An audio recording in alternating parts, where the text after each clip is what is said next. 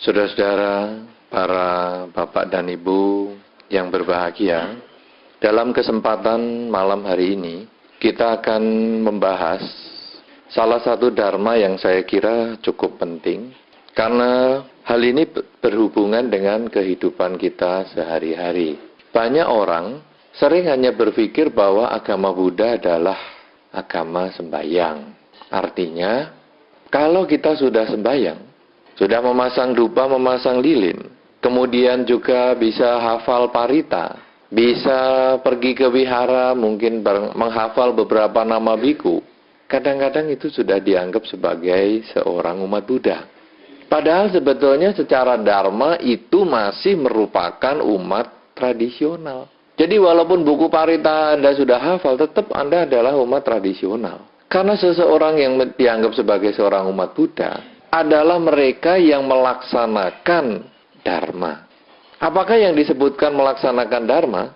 Adalah mereka yang bisa menjalani kehidupan ini sesuai dengan ajaran Sang Buddha. Dan saya yakin ajaran Sang Buddha bukan hanya berisikan pembacaan parita.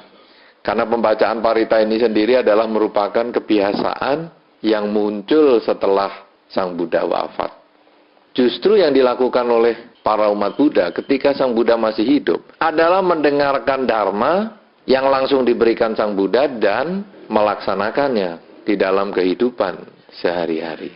Pada malam hari ini atau kesempatan sekarang ini, saya akan melihat atau mengajak Anda bersama-sama untuk melihat salah satu sutta ataupun kata yang cukup penting yang terdapat pada halaman 103, yaitu Jaya Manggala Gata, yang diartikan di sana adalah sebagai syair tentang kemenangan sempurna. Syair ini sebenarnya adalah berisikan 8 kemenangan Sang Buddha. Jadi di dalam kehidupan sehari-hari, Sang Buddha banyak juga mengalami kesulitan. Dikelompokkan ada 8 kesulitan yang dihadapi dengan berbagai cara. Dan ini sangat penting, karena di dalam kehidupan kita sehari-hari, kita sendiri juga banyak mengalami kesulitan. Baik kesulitan masalah keluarga, masalah kesehatan, masalah ekonomi, apa saja kita pasti mengalami kesulitan. Nah, justru dengan kita melihat Jaya Manggala Gata pada halaman 103 ini, buku Parita Biru, kita nanti akan melihat bagaimana kesulitan-kesulitan ini dihadapi oleh Sang Buddha. Caranya bagaimana? Di situ ada 8 cara yang bisa kita lakukan bersama. Supaya kita bisa memperjelas wawasan kita langsung melihat pada terjemahan kata tersebut, Jaya Manggala Gata pada halaman 104. Saya akan bacakan bait yang pertama. Dengan 1000 tangan yang masing-masing memegang senjata, dengan menunggang gajah Girimekala, Mara bersama pasukannya meraung menakutkan. Raja para bijaksana, di sini yang dimaksudkan adalah Sang Buddha, menaklukkannya dengan Dhammadana. Dengan kekuatan ini, semoga engkau mendapat kemenangan sempurna.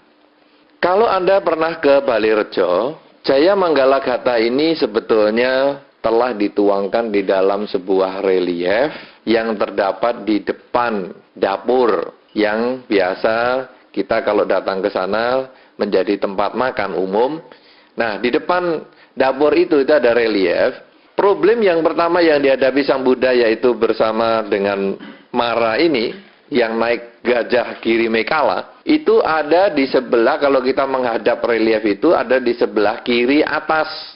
Di situ ada seorang raksasa yang menunggang gajah besar yang turun dari udara. Mungkin Anda pernah ingat itu ya, dengan rombongannya.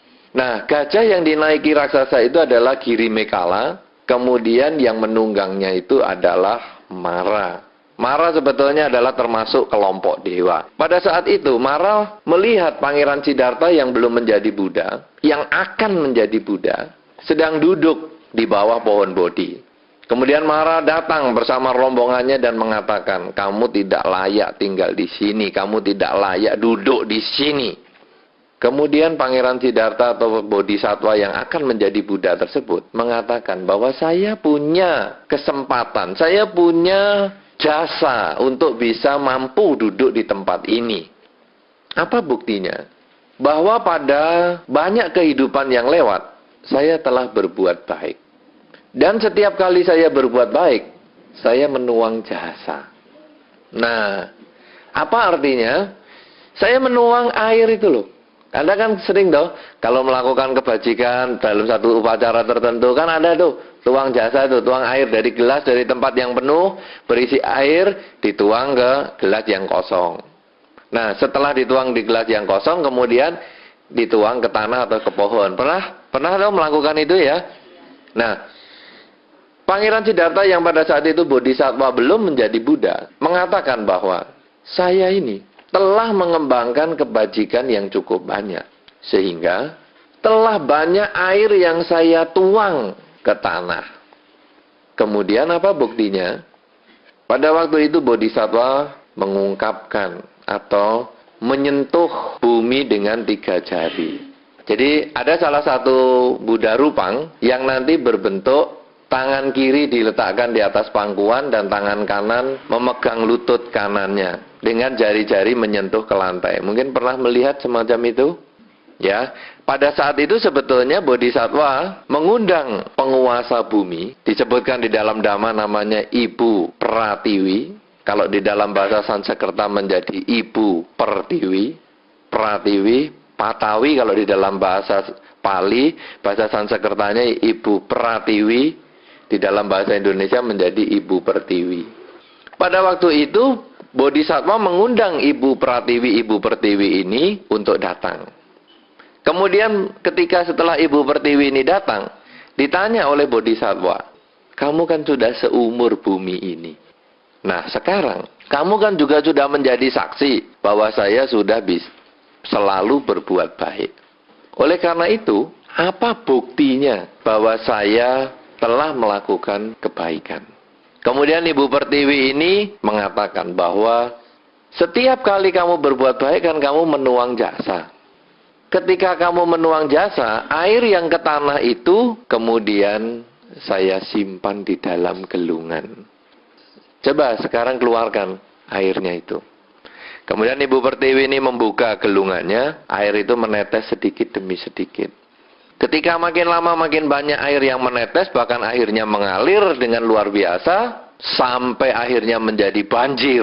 Dan Mara beserta rombongannya ini hanyut oleh air kebajikan yang dilakukan oleh Bodhisattva selama hidupnya. Nah ini adalah kisah yang melatar belakangi syair tersebut. Tapi dalam kehidupan kita sehari-hari bagaimana? Dalam kehidupan sehari-hari sebetulnya, kalau kita menghadapi kesulitan, kebajikan kita dengan kerelaan inilah yang kadang bisa menolong kita. Jadi tidak harus menuang air setiap kali berbuat baik, menuang air, menuang jasa terus, bukan itu. Tujuan dari syair ini bukan itu, tapi tujuannya adalah bahwa kita memperbanyak kerelaan. Karena biasanya ketika Anda menuang jasa itu adalah ketika Anda setelah berdana. Baik berdana materi ataupun berdana yang bukan materi, Anda bisa tuangkan jasa. Nah sebetulnya dana inilah yang kita perbanyak dalam kehidupan kita. Karena dana inilah yang kadang menyelamatkan hidup kita. Kesulitan-kesulitan Anda kadang bisa selesai dengan kerelaan bersifat materi. Misalnya bagaimana? Lampu merah dilanggar, disemprit polisi. Nah ini kerelaan bersifat materi. Banyak membantu untuk menyelesaikan masalah ini. Saya kira Anda sudah mahir untuk bagian ini. Tetapi juga di dalam usaha, di dalam perdagangan, di dalam kehidupan bermasyarakat, kadang di dalam persaingan, kita juga sering menghadapi masalah. Coba kalau Anda lihat dalam kehidupan Anda sehari-hari, hampir semua toko itu berkumpul bersama. Toko yang sejenis, toko emas, jejeran, bersama-sama. Toko buah, jejeran, bersama-sama. Kan selalu begitu, bengkel, jejeran, semua. Bagaimana kita harus bisa memenangkan seperti itu? Bagaimana kita harus melawan Mara tadi? Mara yang musuhnya kita, baik toko-toko di sebelah kita itu. Bagaimana? Kerelaan. Banyak melakukan kebajikan. Kadang-kadang malah ada kerelaannya bayar calo. Ada satu toko sepeda motor, karena sebelahnya juga banyak sepeda motor, dia mengatakan gini, tukang becak yang bisa nyarikan lengganan saya kasih, pure. Akhirnya orang yang beli mau di sebelahnya dikasih tahu, beli di sini loh lebih murah. Pure. Ini adalah kerelaan. Demikian besar kekuatan kerelaan itu untuk menyelesaikan masalah kita. Kalau kita sudah membaca syair yang pertama, maka kita tentu di dalam kehidupan kita akan bersemangat untuk mengembangkan kebajikan sebanyak mungkin, karena kebajikan itu yang akan menolong kita. Seperti air yang telah dituang oleh bodhisattva selama hidupnya tadi, yang bisa mengusir mara, mengusir kesulitan di dalam praktek meditasi beliau. Sehingga akhirnya setelah mara pergi, bodhisattva bisa bermeditasi dan mencapai kesucian pada saat Waisak. Nah, syair yang kedua adalah lebih dari mara yang membuat onar sepanjang malam adalah yaka alawaka yang menakutkan, bengis dan congkak. Raja para bijaksana menaklukkannya, menjinakkannya dengan kesabaran. Dengan kekuatan ini, semoga engkau mendapat kemenangan sempurna. Yaka alawaka di dalam relief itu, kalau Anda melihat relief, itu adalah yaka, yaitu seorang raksasa yang berada di sebagian kanan Sang Buddha. Ya, di situ kelihatan raksasa yang rambutnya panjang, kukunya panjang, yang terdorong oleh kekuatan Sang Buddha. Ini sebetulnya adalah merupakan satu cerita dulunya. Ada yaka atau raksasa yang bernama Alawaka ini yang suka memakan manusia. Kemana saja dia suka makan manusia. Bahkan satu ketika dia ingin memakan Sang Buddha. Nah, dengan kesabaran yang dimiliki Sang Buddha, maka yaka ini akhirnya tunduk dan akhirnya malah mengikut Sang Buddha. Apa yang kita bisa lakukan di dalam kehidupan sehari-hari? Banyak masalah, baik di dalam keluarga maupun di dalam kehidupan bermasyarakat, belum tentu selesai dengan dana. Ada saat tertentu kita perlu bersabar menghadapi masalah tersebut. Contoh misalnya, kita sakit. Walaupun Anda punya duit banyak.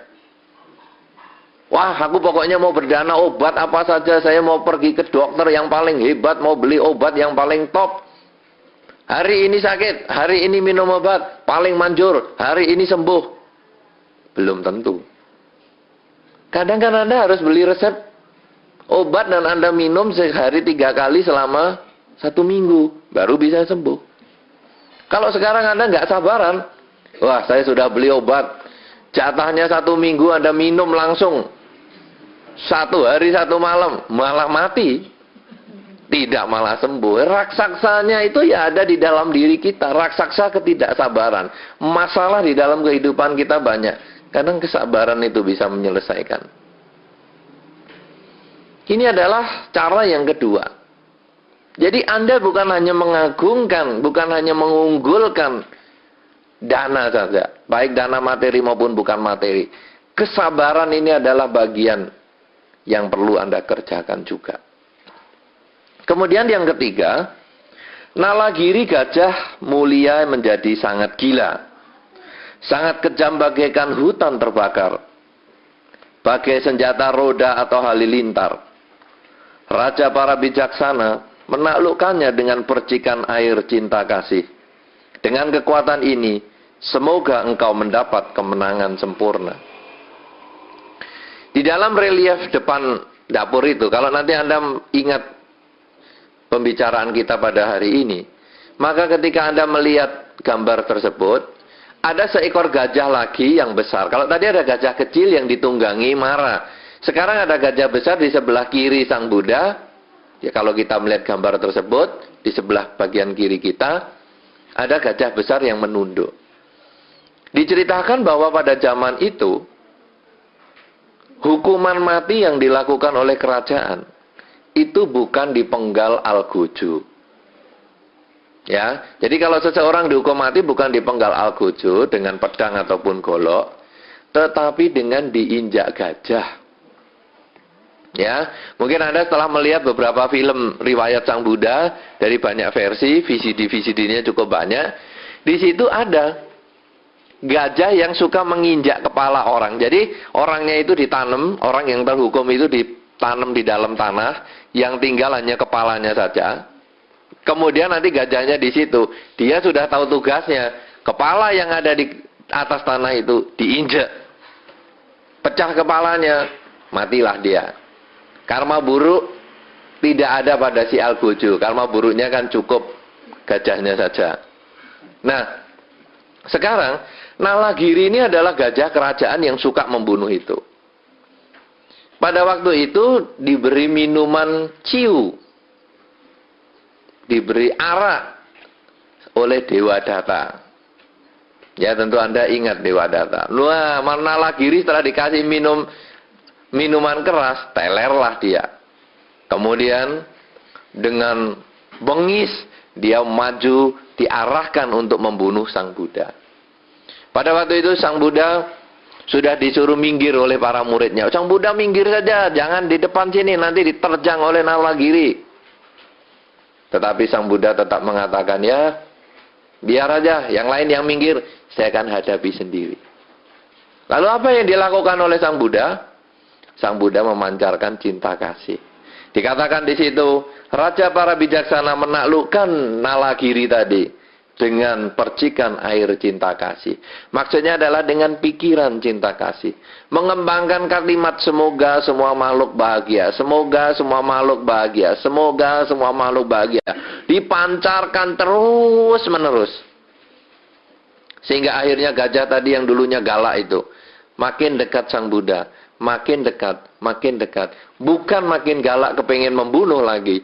Justru dia makin melunak, melunak, melunak. Sampai di depan Sang Buddha, gajah tersebut bernama Skara. Nah, ini adalah riwayat syair yang ketiga tersebut. Di dalam kehidupan kita sehari-hari, kalau kita menghadapi satu masalah, baik masalah rumah tangga maupun masalah dalam masyarakat, satu, kita mengembangkan kerelaan. Coba diselesaikan dengan materi, bisa nggak? Nggak bisa, sabar-sabar dikit. Tunggu waktu, kadang-kadang waktu itu bisa menyelesaikan permasalahan kita. Sambil kita juga bisa mengembangkan cinta kasih. Jadi orang yang membuat masalah pada kita, orang yang menjengkelkan kita, justru kita doain semoga dia bahagia. Karena dia menjengkelkan kita, karena dia belum bahagia atas kehadiran kita. Ya pancarkan aja. Semoga dia bahagia, semoga semua makhluk bahagia, semoga dia bahagia, semoga semua makhluk bahagia. Banyak bukti bahwa dengan mengucapkan semoga semua makhluk bahagia sesering mungkin, kita akan mendapatkan kebahagiaan. Salah satu bukti yang paling nyata adalah, kalau Anda pergi ke rumah seseorang yang punya anjing, lalu Anda digonggong anjing. Pernah Anda mencoba dengan mengucapkan semoga semua makhluk bahagia? Pernah? Tidak pernah? Nah, Anda boleh nanti praktekkan di rumah ya. Nanti, oh tidak, Anda ucapkan dulu semoga kamu bahagia, semoga semua makhluk bahagia. Nanti yang gonggong-gonggong itu biasanya diam. Tapi kalau nggak diam, Anda kan takut digigit toh. Berdana. Paha ayam dilempar. Nah, ini kan juga yang pertama tadi kan berdana, paha ayam dilempar, ayam goreng. Wah, pasti anjingnya gigitnya paha ayam, nggak gigit Anda lagi sudah. Nah, kemudian juga Anda sabar tungguin. Nah, tungguin. Nanti pahanya sudah habis, Anda baru masuk, dia sudah kenyang, nggak gigit Anda lagi. Tapi Anda boleh buktikan, ucapkan kata semoga semua makhluk bahagia. Anda boleh buktikan. Banyak contoh yang sudah terbukti. Ada satu mahasiswa di daerah Jawa Tengah. Pada waktu dulu sama-sama teman, masih mahasiswa dulu, waktu saya juga masih kuliah. Dia istilahnya dalam bahasa sederhana dicing. Dalam bahasa Indonesia apa ya? Itu diincim itu bukan bahasa Indonesia. Dititeni juga bukan bahasa Indonesia. Bahasa Indonesia ya pokoknya orang ini selalu dijatuhkan. Apa? Ada dendam. dendam si dosen ini kepada si mahasiswa tersebut. Sehingga tiap kali ujian dia selalu dijatuhkan. Sampai semuanya sudah mau menjelang ujian pendadaran. Hanya satu mata kuliah ini yang selalu gagal. Nah, kemudian dia ini adalah seorang umat. Lalu, bagaimana caranya? Justru bukan dengan kebencian. Justru dipancarkan meta. Ya, justru dengan mengucapkan kepada dosennya itu tiap malam bayangin mukanya dosen tersebut, mengucapkan semoga kamu bahagia, semoga semua makhluk bahagia, semoga kamu bahagia, semoga semua makhluk bahagia. Dalam 2-3 bulan digitukan, ujian lulus. Anda boleh buktikan itu. Bahkan kadang-kadang ini disalahgunakan. Saya katakan disalahgunakan artinya saya katakan bukan untuk Anda pakai. Tapi kadang-kadang larangan ini malah sering dilanggar. Karena kadang ada orang tanya, apa tuh gunanya larangan? Untuk dilanggar. Nah, peraturan adalah untuk dilanggar, kan begitu. Kita misalnya mau suka sama seseorang. Ya kalau cowok masih suka sama cewek, tapi kan cewek bisa juga suka sama cowok toh. Kok sulit ya? Nah ini dia, pancarkan meta. Nah, ini saya katakan bukan untuk dilakukan, tapi nanti bisa memberi ide untuk dilakukan. Itu karma tanggung sendiri, itu karma buruk soalnya memaksa orang. Ya, tapi kalau sekarang yang tadi nalagiri ini dia bukan karma buruk, karena memang untuk menundukkan, ya pancarkan meta. Si dosen juga begitu. Tapi kalau membuat orang senang sama kita, padahal dulunya nggak senang, ini ya termasuk karma buruk. Tidak suka dia, pancarkan semoga kamu bahagia, semoga semua makhluk bahagia. 2-3 bulan digituin, lihat kita tuh lain pandangannya. Rasanya kok kamu nih baik sekali ya sama aku. Lah padahal pancaran metanya itu. Ini bisa kita lakukan, cuman Anda jangan kerjakan. Yang Anda kerjakan kalau dosennya menjengkelkan. Anda boleh pancarkan semoga kamu bahagia, semoga semua makhluk bahagia. Lulus nanti dengan nilai bagus. Ya. Malah kalau Anda berani maju lagi, besok ujian soalnya apa ya? Wah, sini, aduh, nyaman sekali. Ya. Kemudian syair yang keempat, sangat kejam dengan pedang terhunus dalam tangan yang kokoh kuat. Anggulimala berlari mengejar sepanjang jalan, 3 yojana dengan berkalung untaian jari. Raja para bijaksana menaklukkannya dengan kemampuan pikiran sakti yang mengagumkan. Dengan kekuatan ini, semoga engkau mendapat kemenangan sempurna. Ya, ini cerita lain lagi. Anggulimala, kalau di dalam relief tadi adalah, kalau kita menghadap Sang Buddha di kanan bagian bawah, itu ada orang yang sedang tengkurap. Ya, nah pada saat itu Anggulimala ini adalah orang yang suka mengambil jari telunjuk seseorang. Dikoleksi jarinya. Ya, Anda suka koleksi apa?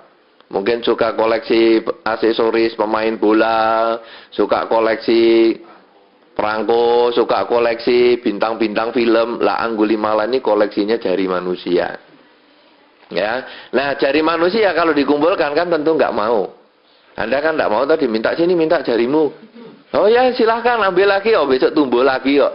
Saya kira tidak begitu, kalau kuku ya bakal dikasih. Nah sehingga Anggulimala ini meminta jari sambil memotong kepalanya orang. Nah tapi yang dikalungkan adalah jari. Ya, jarinya dikalungkan, dia mau nyari 1000 jari. Sudah terkumpul 999, angka 999. Tinggal 1. Wah, namanya kalau sudah tinggal 1 kan emosi tinggi sekali. Waduh, sudah game point ini, hampir ini sudah mau selesai ini, sudah mau game. Wah, kejar. Siapa hari ini yang lewat? Ibunya sendiri. Nggak apa-apa, ibunya potong aja jarinya, pokoknya kumpulin. Nah, Sang Buddha melihat, wah ini kalau Anggulimala ini memotong ibunya jari, ibunya jari, jarinya ibu. Nah, Anggulimala kalau memotong jarinya si ibu dan membunuh si ibu, wah nanti karma buruk dia. Karma buruk yang besar sekali yang bisa terlahir di alam neraka awiji, neraka yang paling rendah. Kalau gitu perlu diselamatkan. Sehingga Sang Buddha dengan sengaja berjalan mendekati Anggulimala. Wah, Anggulimala happy. Untung ada pertapa yang tidak punya keluarga. Dia dipotong pun kepalanya kan nggak ada yang protes. Daripada ibu saya lebih baik si pertapa ini. Wah, akhirnya dia ganti objek. Ibunya, lepaskan. Sekarang saya mau kejar pertapa ini. Pertapa ini kan jalan santai-santai Sang Buddha. Jalan santai-santai. Nah, Anggulimala juga pertama jalan, nyusul. Tapi kok jalannya Sang Buddha ini kok cepat sekali ya. Dari jalan pelan, Anggulimala jalannya lebih cepat, lebih cepat, lebih cepat. Sampai lari cepat sekali. Belum nyusul-nyusul. Padahal Sang Buddha jalannya santai-santai. Kenapa? Karena Sang Buddha menggunakan kesaktiannya. Jalan kelihatan santai, tapi sekali melangkah 80 km per jam. Seret, seret. Lah yang lari ngebut nggak bisa. Nah, akhirnya Anggulimala capek kehabisan napas, dia jatuh ke tanah, kemudian dia ngomong, pertapa, berhenti, berhenti. Sang Buddha menjawab, loh aku sudah berhenti, kamu kan yang masih bergerak. Anggulimala mengatakan, loh apanya saya yang sudah jatuh ke tanah ini, kamu yang masih jalan. Sang Buddha menjawab, saya sudah berhenti nafsu saya untuk membunuh. Kamu kan yang masih jalan nafsunya untuk membunuh. Nah, akhirnya Anggulimala berpikir, kamu siapa? Kok bisa sampai nasihati seperti itu? Dan Sang Buddha membabarkan Dhamma sampai Anggulimala mengerti. Dan kemudian Anggulimala malah menjadi biku. Dan tidak mau melakukan pembunuhan lagi.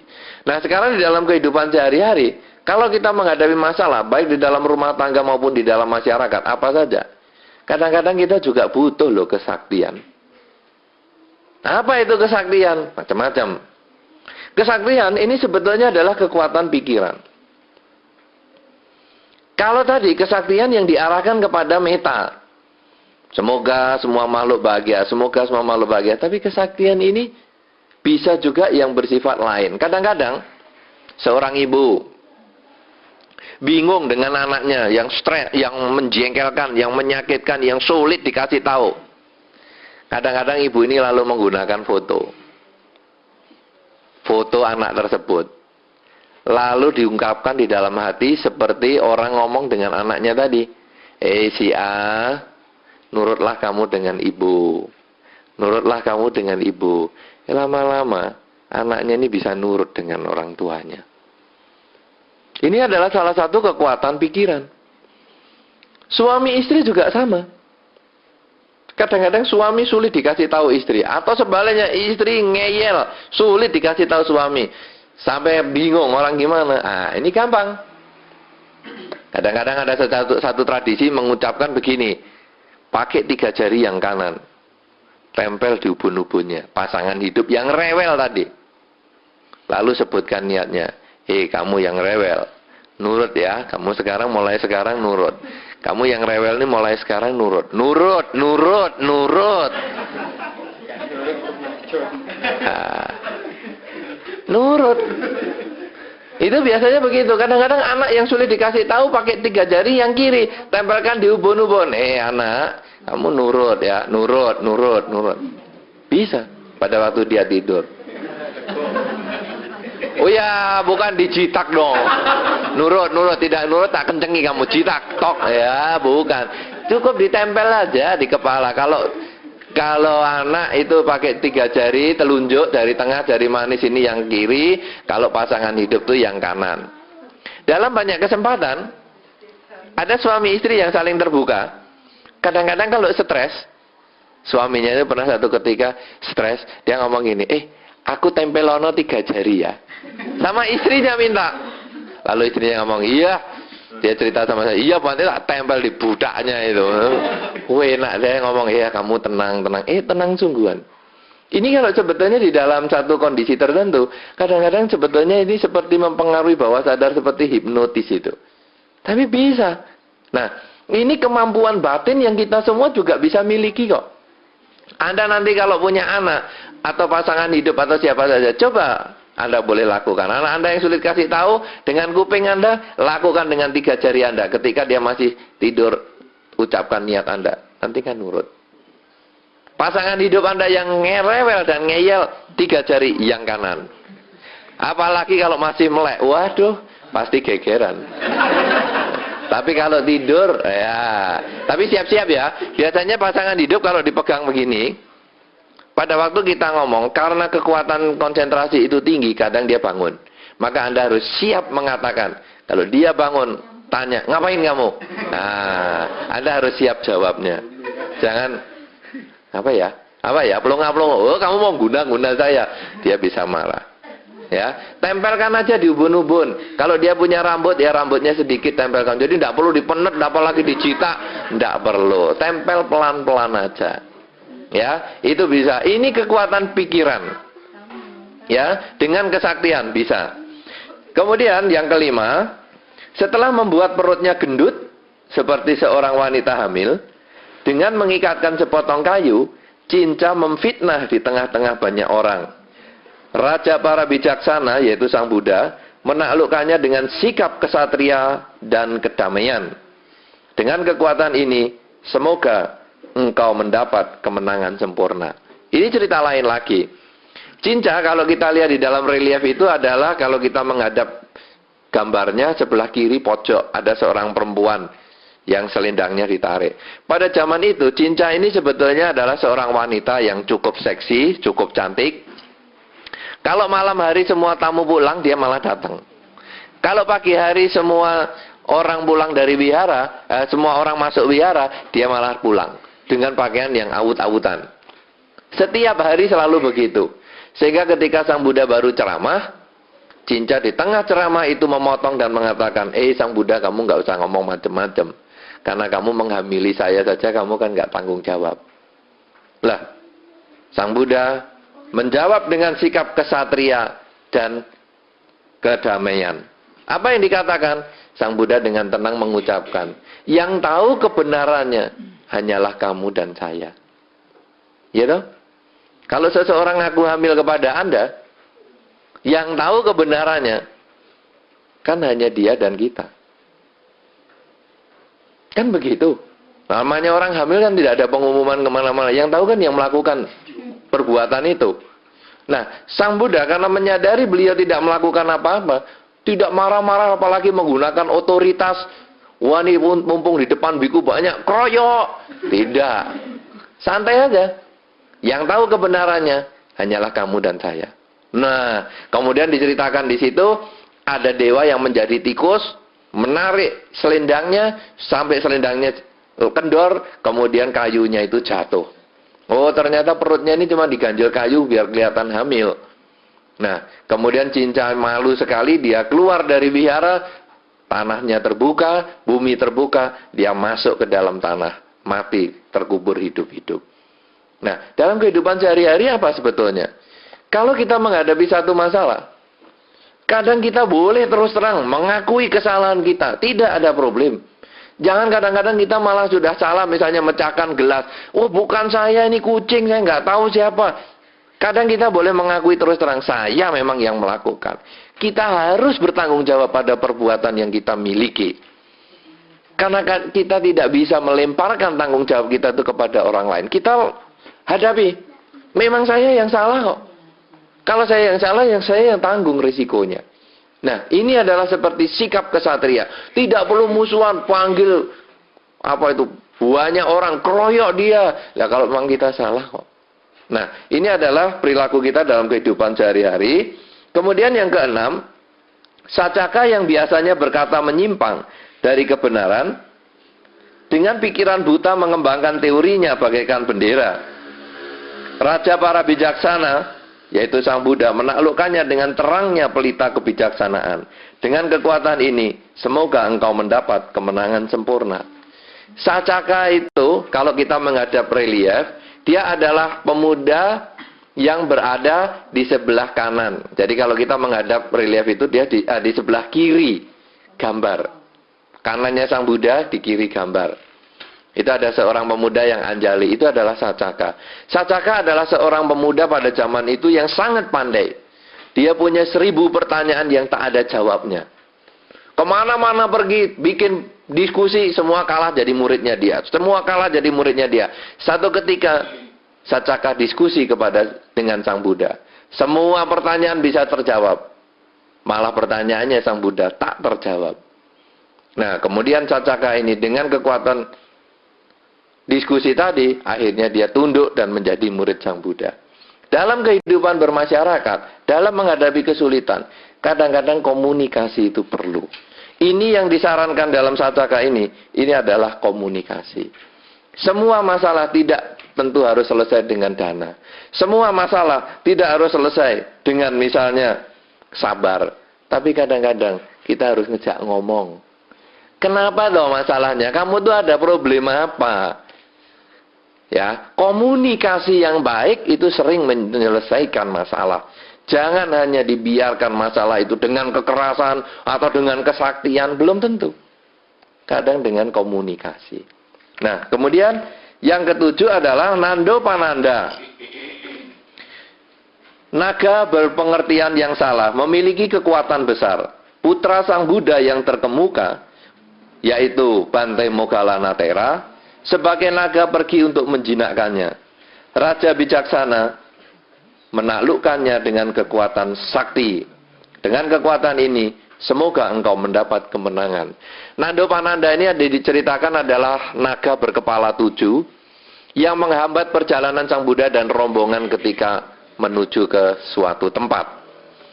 Nah, di sini Sang Buddha meminta Moggallana-Thera, seorang biku yang paling sakti, untuk menyelesaikan masalah tersebut.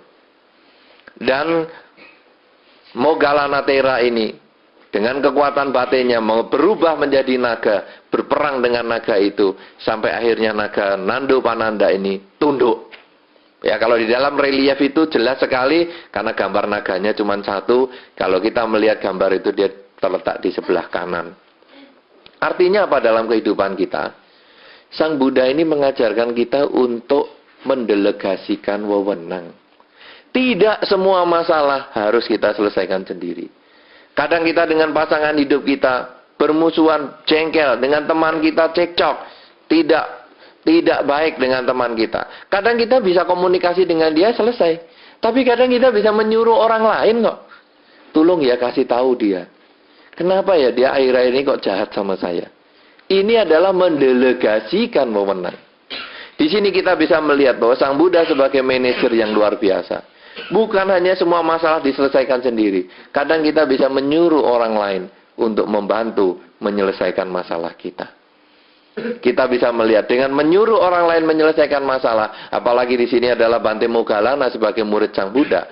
Dengan menyelesaikan masalah, kita memberikan kesempatan kepada orang itu untuk percaya diri. Kalau sekarang dalam kehidupan sehari-hari, semua urusan Anda selesaikan sendiri, maka ketika kita sedang sakit, tidak ada orang yang bisa menggantikan kita. Tetapi ketika kita sedang sehat, kita mendelegasikan wewenang. Kadang-kadang urusan, ayolah kamu selesaikan. Dia bisa, maka dia punya keyakinan pada diri sendiri. Satu ketika kita sakit, atau tidak di tempat, atau kita tidak bisa ngurusi masalah, maka orang itu akan bisa menyelesaikan masalahnya dengan baik. Coba Anda perhatikan dalam kehidupan Anda sehari-hari. Semakin Anda semua mengerjakan sendiri, Anda semakin terikat dengan pekerjaan Anda. Semakin Anda bisa mendelegasikan wewenang Anda, maka Anda semakin happy. Dan usaha Anda, apa saja yang Anda kerjakan, ada Anda atau tidak ada Anda, semuanya akan berjalan dengan lancar. Kenapa? Kemampuan Anda mendelegasikan wewenang. Orang tua kepada anak juga begitu. Kalau dia bisa mendelegasikan wewenang kepada anak-anaknya, maka nanti kalau orang tuanya pun tidak di tempat, anak itu bisa melaksanakan tugasnya dengan baik. Saya kira manajemen mendelegasikan wewenang ini sangat terkenal di zaman sekarang. Sebetulnya sudah dilakukan oleh Sang Buddha 3000 tahun yang lalu. Karena itu, tidak harus semua masalah Anda selesaikan sendiri. Kadang perlu orang lain untuk menyelesaikan. Masalah yang ke-8 adalah bagaikan ular yang melilit pada lengan. Demikian pula pandangan salah yang dimiliki oleh Baka, Dewa Brahma yang memiliki sinar dan kekuatan. Raja para bijaksana menaklukkannya dengan obat pengetahuan. Dengan kekuatan ini, semoga engkau mendapat kemenangan. Ini adalah Brahma Baka. Kalau di gambar itu adalah Brahma yang mukanya 4 dengan tangan 8. Ya, kalau kita melihat di gambar itu, di relief tersebut adalah di kanan atas. Brahma Baka ini menganggap dirinya kekal, dia yang menciptakan dunia dan lain sebagainya. Kemudian Sang Buddha mengatakan, aku kan sudah tahu, kamu tuh sebetulnya dulu lahir sebagai ini. Saya pun dulu pernah kok lahir jadi Brahma seperti kamu. Nah, artinya apa? Menaklukkan dengan pengetahuan. Dalam kehidupan sehari-hari, kadang kan Anda juga mendapat masalah dari orang-orang tertentu. Wah, saya gini. Kita katakan, alah, aku tuh tahu loh. Kamu tuh riwayatnya apa dulu tahu. Kamu mau macam-macam loh sama saya. Seolah-olah kita mau melebihi dia dengan pengetahuan kita. Itu kan juga bisa. Orang yang menyombongkan diri dengan kepandaiannya dengan, kamu tuh pandainya kan baru-baru ini. Oh, aku waktu bodohmu aku tahu kok. Ya, orang tua kadang menghadapi anak dengan ini. Anak yang idenya macam-macam, orang tua jawab, kamu itu loh, kamu belum lahir aja aku sudah pinter ngitung kok, kamu sekarang masih ngandani lagi. Nah ini orang tua jurusnya sering mengeluarkan jurus yang ke-8 ini. Tapi bagaimanapun juga, kalau ini dikatakan, inilah 8 syair kemenangan Sang Buddha, yang seharusnya dibaca dan direnungkan setiap hari tanpa rasa malas, sehingga orang mampu menghadapi berbagai rintangan. Orang bijaksana bahkan dapat mencapai pembebasan dan kebahagiaan. 8 kemenangan Sang Buddha ini jangan hanya Anda baca setiap hari, tapi Anda renungkan di dalam kehidupan sehari-hari. Bahwa semua masalah Anda, paling tidak ada 8 cara untuk menyelesaikannya. Dengan kerelaan yang Anda miliki, ataupun Anda bisa menggunakan kesabaran, ataupun Anda juga bisa menggunakan pancaran cinta kasih. Semoga dia bahagia, semoga semua makhluk bahagia. Atau mungkin Anda dengan kekuatan pikiran. Atau juga mungkin Anda dengan sikap kesatria. Anda ngaku kesalahan yang Anda lakukan dan Anda berterus terang sehingga bisa menyelesaikan masalah. Mungkin juga dengan komunikasi ataupun dengan mendelegasikan wewenang. Bahkan juga kadang kita mengatakan bahwa kita punya kelebihan dibandingkan dengan dia. Kalau Anda melaksanakan 8 hal ini dalam setiap menghadapi kesulitan, maka Jaya Manggalagata bukan hanya sekedar bacaan, tetapi menjadi cara hidup Anda dan Anda bisa mendapatkan kebahagiaan. Karena sesungguhnya kalau kita melaksanakan dharma di dalam kehidupan sehari-hari akan mendapatkan kebaikan dan kebahagiaan. Semoga Anda selalu berbahagia di dalam dharma. Semoga semua makhluk, baik yang tampak maupun yang tidak tampak, akan memperoleh kebaikan dan kebahagiaan sesuai dengan kondisi karmanya masing-masing. Sabe Sata Bawantu Sukitata.